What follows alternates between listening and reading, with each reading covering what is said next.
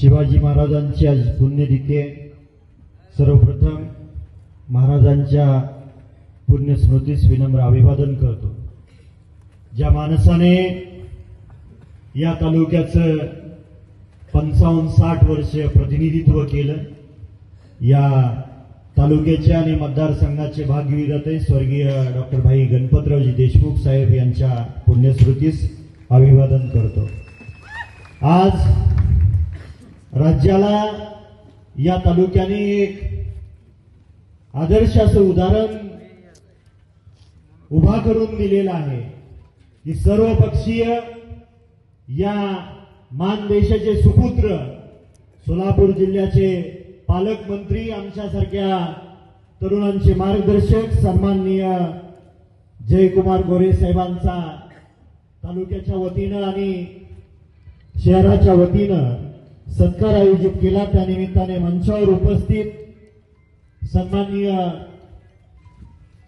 रणजितदादा निंबाळकर साहेब, आता ज्यांनी मार्गदर्शन केलं, तालुक्याचे माजी आमदार माननीय शहाजी बापू पाटील, जिल्ह्याचे विधान परिषदेचे माजी आमदार, आमचे सहकारी मित्र माननीय दीपक आबा साळुंखे पाटील, माझे लहान बंधू सन्माननीय अनिकेत दादा, सन्माननीय चेतनसिंह केदार, सन्माननीय बाबूरावजी गायकवाड, सन्माननीय बाळासाहेब एरंडे, सर्व या मतदारसंघातील माजी जिल्हा परिषद सदस्य, माजी पंचायत समिती सभापती, उपसभापती, सदस्य, या शहराचे माजी नगराध्यक्ष आणि सर्व नगरसेवक, सर्व सहकारी संस्थांचे चेअरमन, व्हाईस चेअरमन, सभापती, उपसभापती, संचालक मंडळ, गावातून आलेले सर्व सरपंच, उपसरपंच, विविध विकास सोसायटीचे चेअरमन, व्हाईस चेअरमन आणि या कार्यक्रमासाठी उपस्थित असलेले सर्व अधिकारी वर्ग, भाऊ स्वर्गीय आबासाहेबांनी आणि क्रांतीवीर नागनाथ अण्णा नाईकवाडी साहेबांनी जवळजवळ 25-30 वर्ष पाणी परिषदा घेतल्या आणि या तालुक्याचं नंदनवन फुलवण्यासाठी स्वर्गीय आबासाहेबांनी अख्खं जीवन खर्ची घातलं। 2014 ते 19च्या काळामध्ये या राज्याचे मुख्यमंत्री साहेब सन्माननीय देवेंद्रजी फडणवीस साहेबांनी आणि केंद्रातून नितीनजी गडकरी साहेबांनी सहकार्य केलं आणि त्याच कारणाने या मतदारसंघामध्ये टेंबू आणि म्हैसाळच्या योजना वास्तवात आल्या। 2019 पूर्वी या तालुक्याचं जवळजवळ 70% क्षेत्र ही ओलिताखाली आलं होतं आणि 2019 ते 24च्या दरम्यान तत्कालीन खासदार साहेब रणजितदादा असतील, शहाजी बापू पाटील साहेब असतील, भाऊ आपण असेल, आपल्या सहकार्याने उर्वरित भाग ओलिताखाली आणण्यासाठी प्रयत्न झालेला आहे, हा नाकारून चालणार नाही। भाऊ टेंबू आणि म्हैसाळची विस्तारित योजना त्याचं काम चालू आहे। जलसंपदा मंत्री आपले वडिलांप्रमाणे आपल्याला मार्गदर्शन करतात, राधाकृष्ण विखे पाटील साहेब, त्यांच्याकडून आपल्याला या तालुक्यासाठी निधी उपलब्ध करून देण्यासाठी आपण सहकार्य करावं। टेंबू आणि म्हैसाळच्या योजना या तालुक्याला वर्षाकाठीच्या पाया देतात। काल मी सांगलीला काही शेतकऱ्यांना घेऊन तिथल्या संबंधित अधिकाऱ्यांसोबत बैठक घेतली आणि त्या बैठकीत समजलं की मागच्या 2-3 वर्षापूर्वी 1500 हेक्टर जे हक्काचं ओलिताखाली येणारं क्षेत्र होतं ते आमचं काढून कडेगावला देण्याचा प्रस्ताव पाठवलेला आहे, त्याचं पाणी सुद्धा तिकडे वळवण्याचा प्रस्ताव पाठवलेला आहे।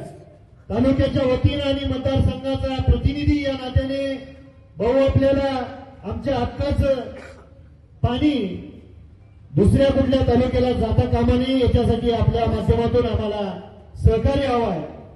स्वर्गीय आबासाहेब असताना मीरा उजवा कालव्यातून या तालुक्याला पाणी मिळायचं.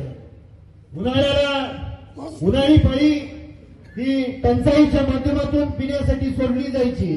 आज तालुक्यातल्या त्या क्षेत्रातल्या उशाला पाणी आहे भाऊ, आणि पाणी काही शेतकऱ्यांना 4 नंबरला आणि 5 नंबरला मिळत नाही. आमची तालुक्याच्या वतीनं शेतकऱ्यांच्या पिकाचा आणि चारा छावणीचा प्रश्न आहे, चाऱ्याचा प्रश्न आहे, तो आपण लवकरात लवकर मार्गी काढावा. आज आपण पाणी सोडलं त्याबद्दल तालुक्याच्या वतीनं मी या जनतेच्या वतीनं आपलं जाहीर आभार मानतो. जे राणेवाडीचं पाणी 2000 हेक्टर क्षेत्र हे सांगोला तालुक्यातलं भिजतं, पूर्वीपासून भिजतंय भाऊ.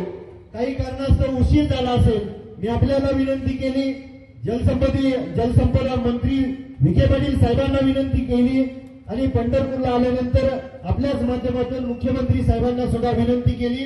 आमच्या तालुक्याचा मान ठेवून आपण सर्वांनी आमच्या बळीराजाला पाणी देण्यासाठी सहकार्य केलं, त्याबद्दल परत एकदा अंतःकरणपूर्वक आभार मानतो.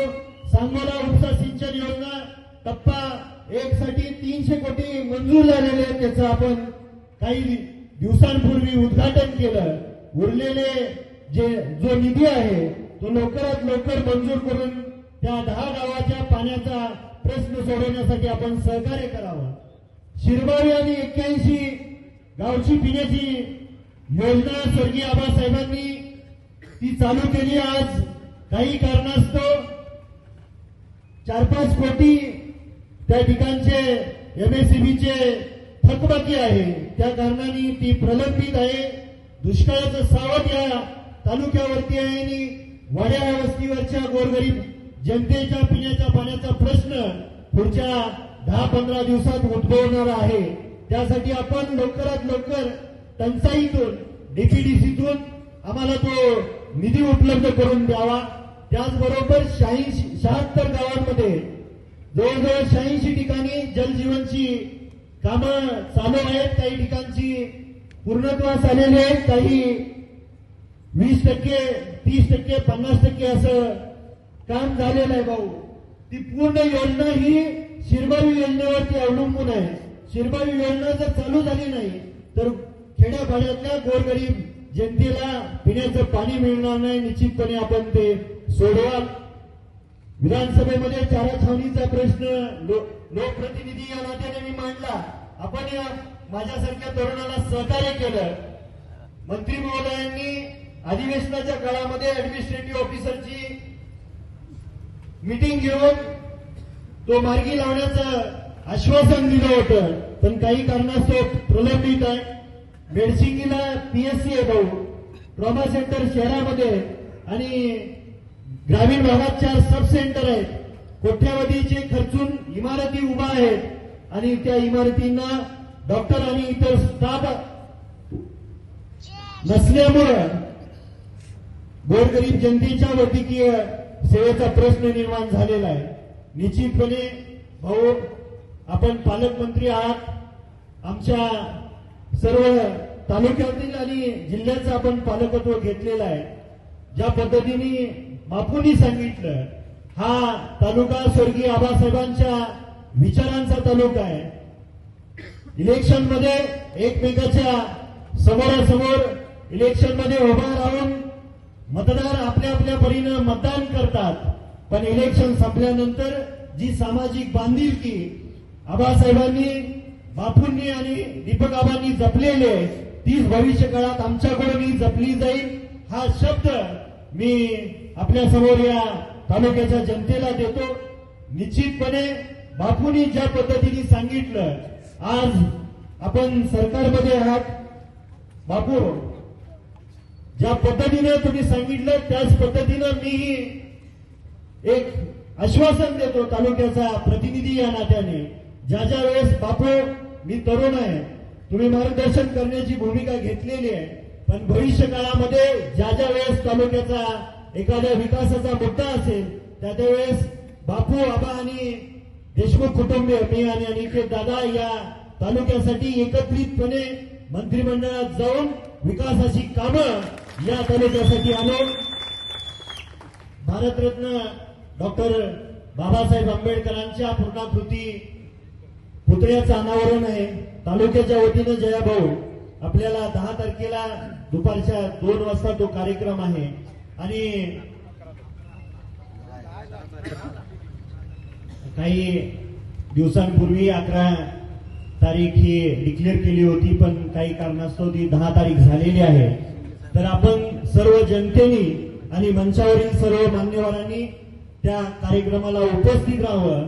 आपला भाऊ एवढा महत्वाचा वेळ आमच्या तालुक्यासाठी तुम्ही दिलात, आमची गाराणी ऐकून घेतली आणि आमच्या या तालुक्याच्या वतीनं आपण सत्कार स्वीकारला, त्याबद्दल तालुक्याच्या जनतेच्या वतीनं मी आपलं अंतःकरणपूर्वक आभार मानतो आणि इथेच थांबतो. जय हिंद, जय महाराष्ट्र.